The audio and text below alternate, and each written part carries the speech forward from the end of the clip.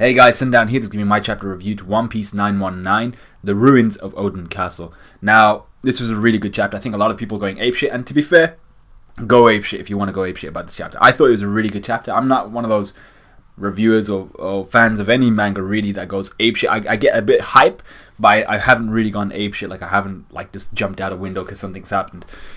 So yeah, let's get on with the chapter. So the cover page shows Idio, Leo, Hyrule, and Olympus. All cool guys, and I think next chapter we're going to get the rest of the Straw Hat Grand Fleet. Good stuff. But let's get to the chapter. So the chapter starts with Luffy telling Haro Umami, but her name is Speed, to look after Tama. And she refuses to follow Luffy's orders, but says that a servant will always protect her master or his master. So really Tama's devil fruit allows her to enthrall animals at the least to her will, but they aren't obedient to anyone but her. So that's Tama's fruit, and maybe when she's got a better grasp of her devil fruit, she'll be able to transfer this obedience to people to people who she's cool with, so friends, allies, or anything like that. So Luffy, for instance. But at this moment in time, she doesn't seem to have that ability. They are only loyal to Tama. So Tama thanks Luffy for all the food, takes an apple for Old Man Tengu, and Luffy tells her he wants to keep the katana for a while longer. I think it's what is it? Ichimon. Yeah, it's the second. I forgot what the sword's called. But it's the second. What the hell is the sword called? But it's the second variety of Zoro, one of Zoro's swords, and I think it's the one directly above. So Zoro's got the Sandaime, I think, and he needs this second one, which is the Nidaime or something like that. I think essentially it's the second in line before we anticipate Zoro is gonna come across the first one as well sometime soon or sometime in the future. So Luffy tells Tama that he wants to keep this katana, and Zoro's just like, Luffy, you haven't even used it yet. And he even asks Luffy to see the sword, but gets ignored again. And I feel like this is going to be one of those running gag kind of things. Like he's just going to be like, Luffy, let me see the sword. Let me see the sword. And only right towards the end, maybe he's going to be fighting, maybe Zoro's going to be in a fight against like one of the calamities or something, and one of his swords breaks, and he's going to be like, shit. And he just looks over to Luffy and he's like, I need that sword. So I think that's kind of what's going to happen. Maybe Zoro's going to be in a pinch and he's going to take the sword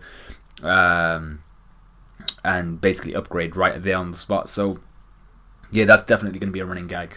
So Speed gallops away, taking Tama back to her room with the Old Man Tengu, and Luffy and company then proceed to jump on the back of the Komainu, preparing to see the ruins of Odin's castle. And before they leave, the entire village thanks Luffy for bringing the food, for stealing the food. And Law is sickened by the fact that he's partnered with a pirate who helps people, even though he's a doctor who essentially helps people. And Kiku is confused because Luffy feels he's like, yeah, we did something good, and she's just there like, but we stole the food, like how is that good in any way?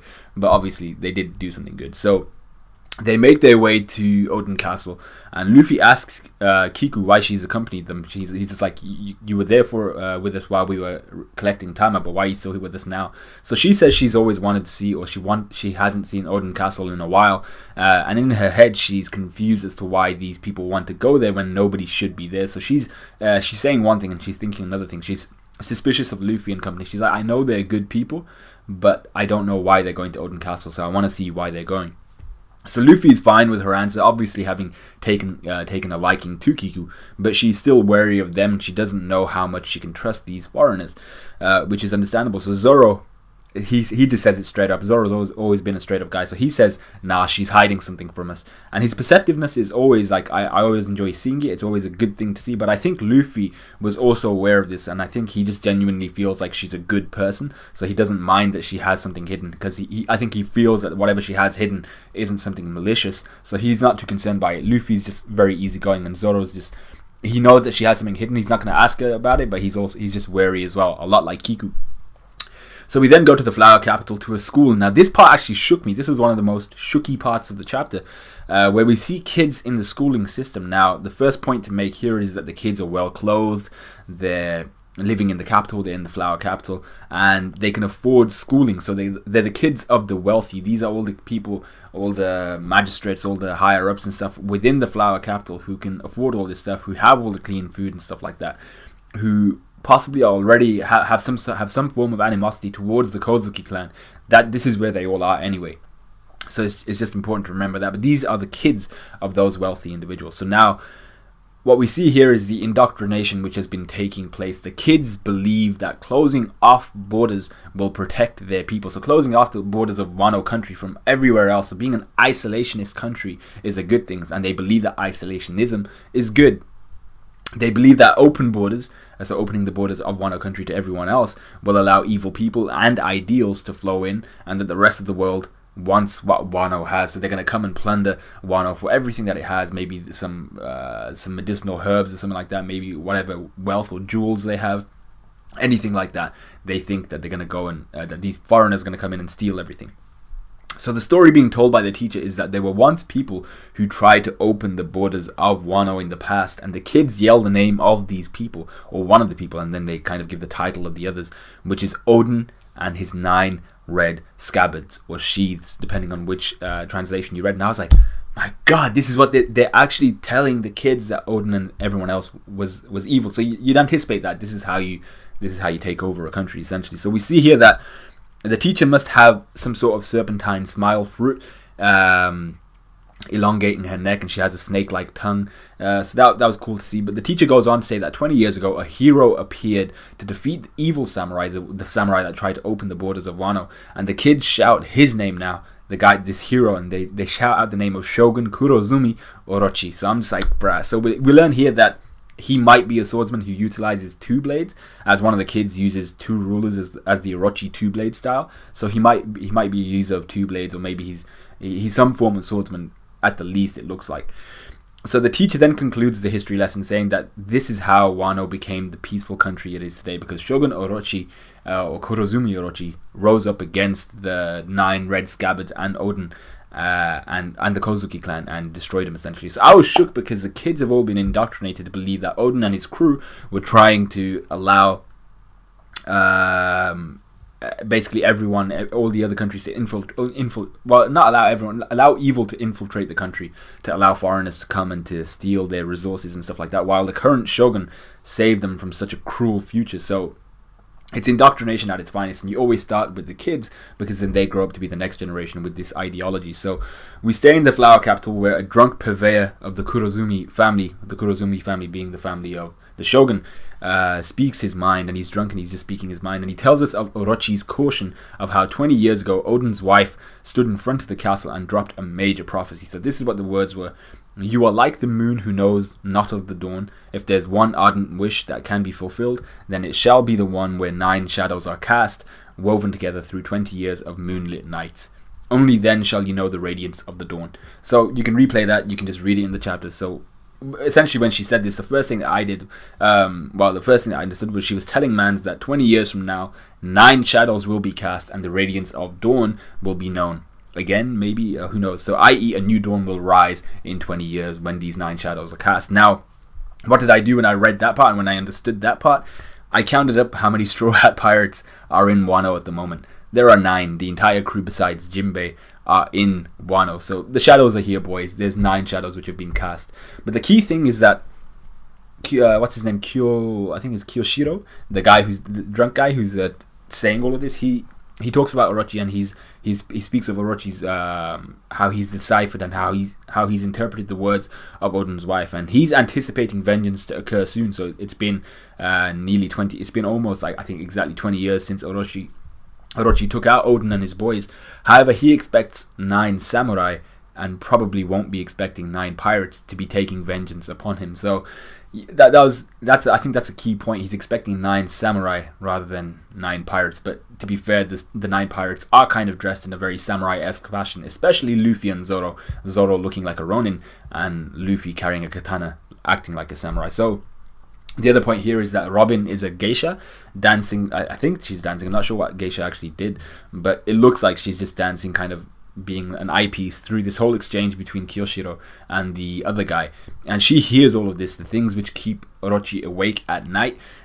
She hears all of these things. She hears about his fears, about how he's been told about these 9 samurai who are going to be after him after 20 years. So Kiyoshiro tells us that the Kozuki family were all driven into their castle and were burnt alive. So I think when Robin goes back to the crew, and when she eventually meets the crew, she's going to relay this information, be like, we're probably the 9 shadows. She seems to be intelligent enough to garner that information. If she doesn't believe that it's them, she'll still know that like there are 9 people, there are 9 samurai who keep up Orochi during the night, and he's afraid of them. So we then arrive at the ruins of Oden Castle with Luffy and company. Kiku gets emotional while she's on the back of the Komainu, and she runs away. Zoro seems to have gone missing, with Luffy concerned that somehow he's gotten lost, even though they were literally sat down on the back of a Komainu. So Luffy then notices the graves, and it's got the names of Kinemon, Oden, Momonosuke, Kanjuro, Raizo, everyone. And he starts to think that Kinemon and company have been killed, and he's like, yo, shit, like they were meant to be waiting here for us. Have they died in the meantime? Because I haven't been able to get in contact with them. So he questions Law as to their whereabouts, with Law being very cryptic. I think this was Oda just trolling us.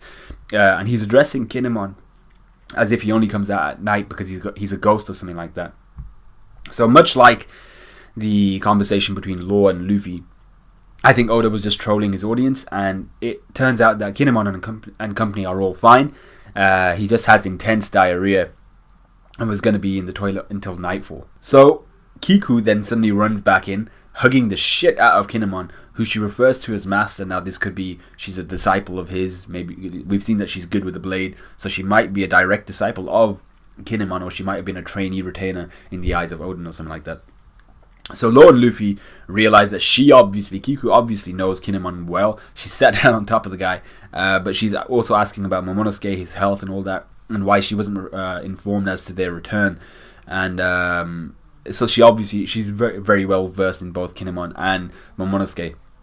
So Momonosuke greets Luffy while Kiku greets Momo, and she prepares to chastise Luffy for his for addressing Momo so casually, just saying Momo, no honorifics, no full name. But Momo says, yo, it's all good, don't worry about it. And she obviously doesn't know the relationship between the squad yet. She can't be blamed for that. All she's told is that this is the group of people, the outside force that we have recruited to save Wano. That's all Kinemon really tells her at this point. So Sanji's part of the crew suddenly pop up out of the bushes. I'm not sure what they were doing behind there. Thankful to see Luffy after their dramatic entrance to Wano.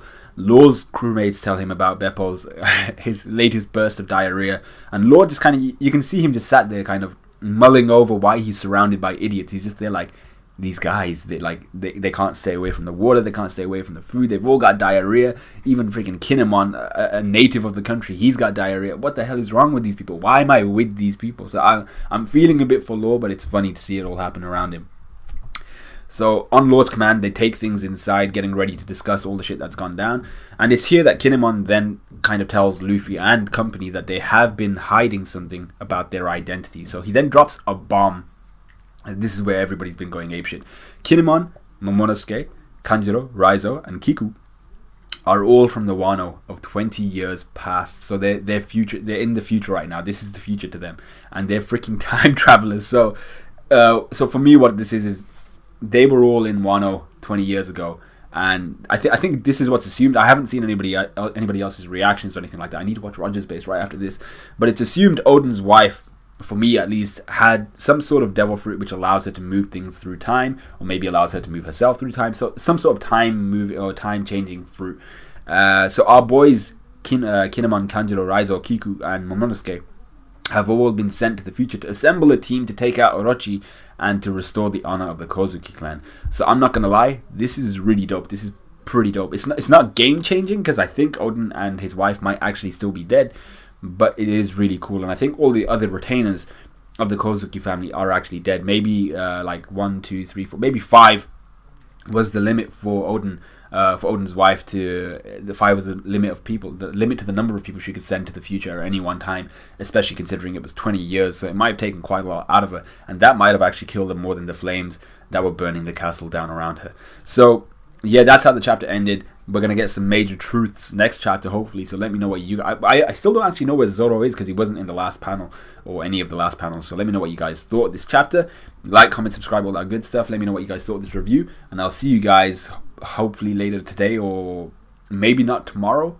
Yeah, not tomorrow for My Hero Academia, so I gotta either do that today or Monday, but I'll see you guys whenever. So see you guys in a bit.